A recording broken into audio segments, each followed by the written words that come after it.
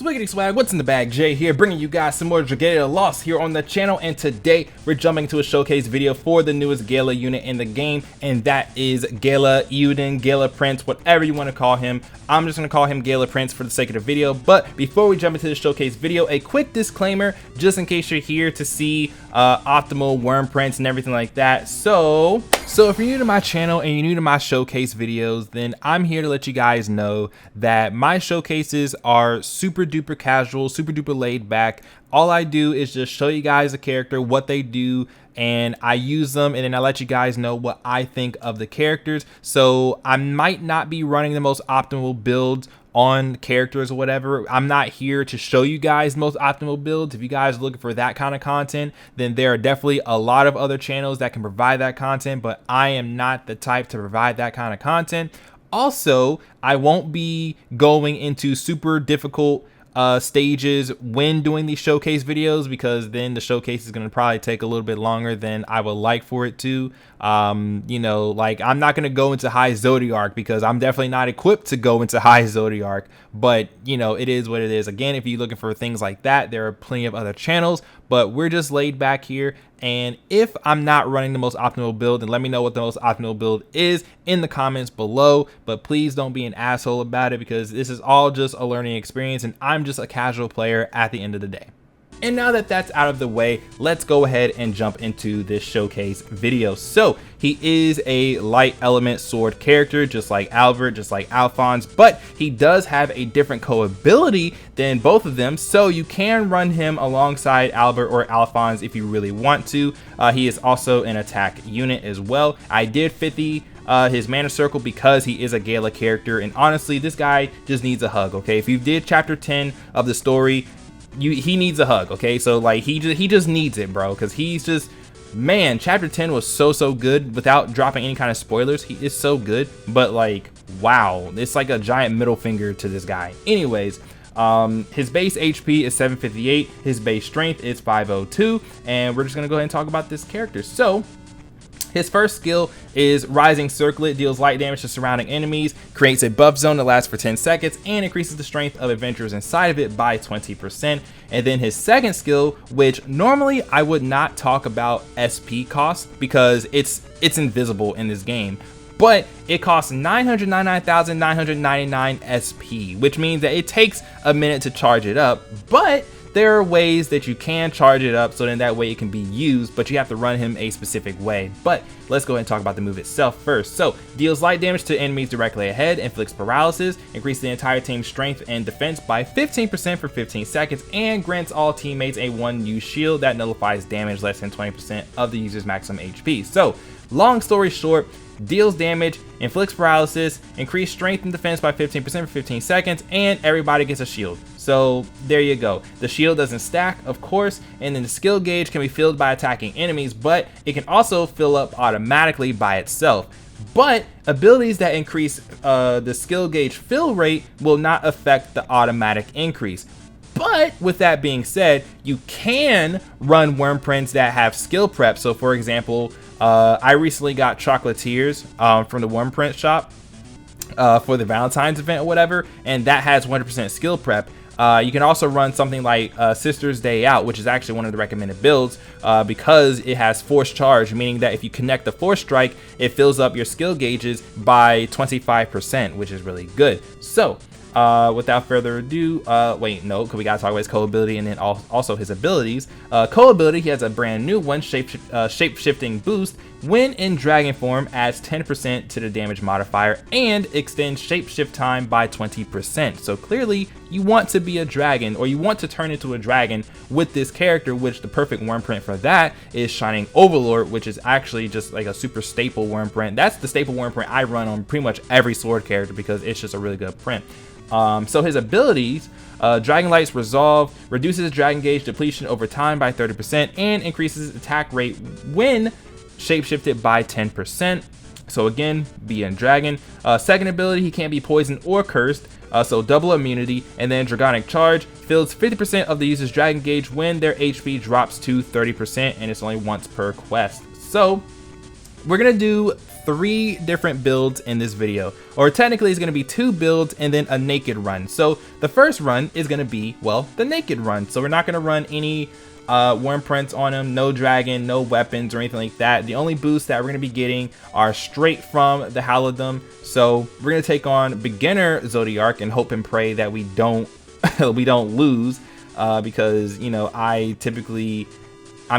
usually just auto these, cause especially like Zodiac, because I just hate the way they run up to you and just attack like that, right? And then you get knocked down. Like, you know, it's just a waste of time. It's just like, stop knocking me down, please. Like, that'd be great. You know, like, I hope they make a character someday that doesn't stagger when they're hit. You know, like, I think that would be really, really cool if that were the case. But we can also, okay, woo. So let's go ahead and use this. Well, make sure you're in range. So look at the invincibility frames on that were nice. Look at that, man. Like, I'm so sick of him knocking me down. Like, yes, you're gonna die now. You're going to die. You're going to die. We almost have our second skill. So we're gonna do a first skill. Boom. And then, where is it at? Come on. Or he just dies before we even get it.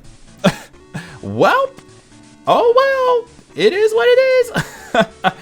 That's a shame. That is a shame. We didn't even get our second skill, which is why you run worm print like Chocolatiers and Sister Zay out, so you can use Exalted Glory and actually, you know, benefit from that. But now that we have that naked build out of the way, let's go ahead and use one of the first builds that I want to use in this video. Okay, so here we are with the first build of the video. So I do have the core elemental weapon for light sword characters, which is X's End. I am running a fully unbound Cupid because I don't know what it is about Cupid, but he just liked showing up in summons. So cool, I appreciate that very much, my guy.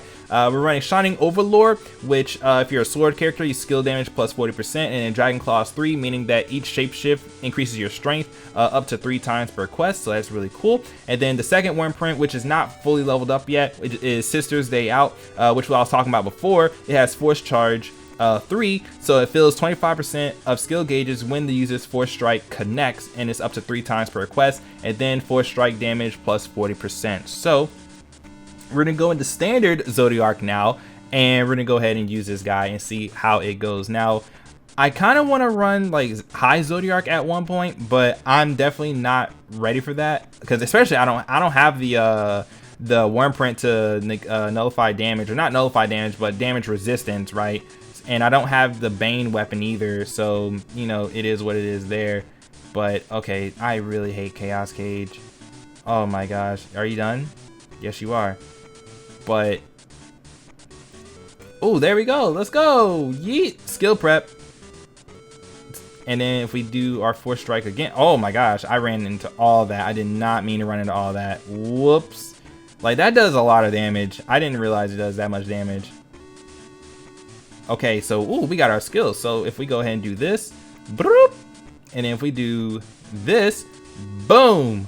Oh my gosh. We didn't even get to finish the attack, but he died. But like, you saw that damage though? Like, that was really good. Like, that was some good damage, especially because we had Cupid, and then we could have transformed to Cupid and then almost transformed into him a second time as well. So that was really dope. That was really dope. I like that build. I like it. Like, with sword characters, I tend to Force Strike a lot, but you can only increase it 3 times, right? You can only increase your skill gauge 3 times with Sister's Day Out. So it's still a little bit limited, but at least you can get Exalted Glory a little bit faster. But it's time for the second build of the video, so I will be right back again. So for the second build of the video, I personally use this build a lot, which is, it's the same build as the last one, except this time we're running Bridal Dragon, because dragon damage is plus 18%, and then you get shapeshift prep plus 10% as well. So I really just like running this worm print. I love running this worm print on him and Mim for sure, because, well, one, Mim is on the worm print, and I love Mim. She's my favorite character. But at the same time, it's just really good because they benefit a lot from being a dragon. So you kind of want them to, you know, be a dragon as soon as possible. So let me run away from this guy, because he's just gonna hit me with like base attacks, and I really don't want to get hit with base attacks like that. So this build isn't really so focused on his second ability. It's more focused on just him transforming into a dragon. So yeah, let's get it, let's go. But all in all, I mean, he's just your basic sword character that loves being a dragon. Especially like once you read his story, then like him always like turning into a dragon, it definitely makes a lot of sense. So yeah, I'm gonna need you to not do that move. And then also Chaos Cage needs to go away. See, like my buff zone, I'm sitting here trying to run away from this.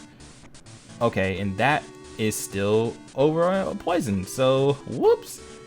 Bro, I wish they had a character that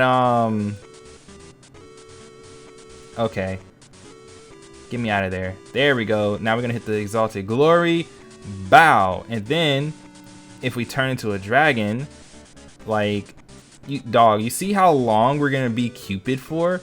Like, I'm just running around just to show you guys how long we're staying as Cupid, right? Like, this is a long time.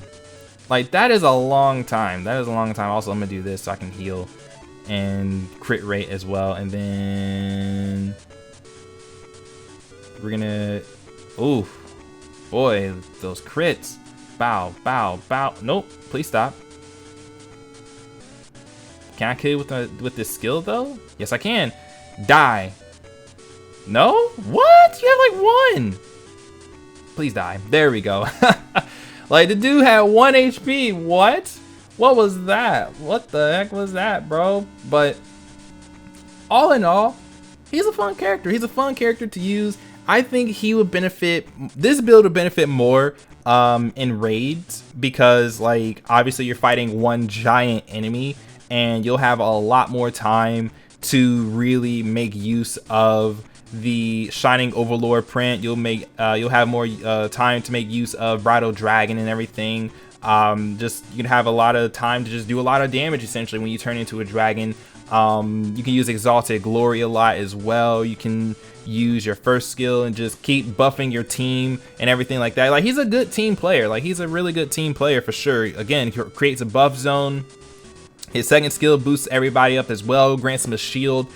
He's a good team player, but he's also good by himself because he benefits from his own skills as well. But that is going to go ahead and be it for this showcase video. Hope you guys enjoyed. If you guys did, don't forget to leave a like down below to show your support in the comments below. Let me know if you guys like Gala Prince, Gala Euden. Do you like him? Do you not like him? Do you wish his second skill costs a little bit less? Honestly, like, you kind of just forget that it's there until it shows up, and then you use it and you're like, oh yeah, I really do like this skill. It's really freaking dope. But it just does a lot, but it has a high cost. So I mean, I don't know, I guess you know, you gotta trade high SP cost for everything else that it has to offer. So I mean, there is that. And then, you know, if you have a specific worm print combination that you like to run on him instead of the ones that I used in this video, let me know in the comments below as well. If you're new and you like Dragalia Lost and you want to see more from me, hit the subscribe button down below, ring the bell so you don't miss another upload here on the channel. I'm out. Thanks for watching, and I'll see you guys next time. Peace.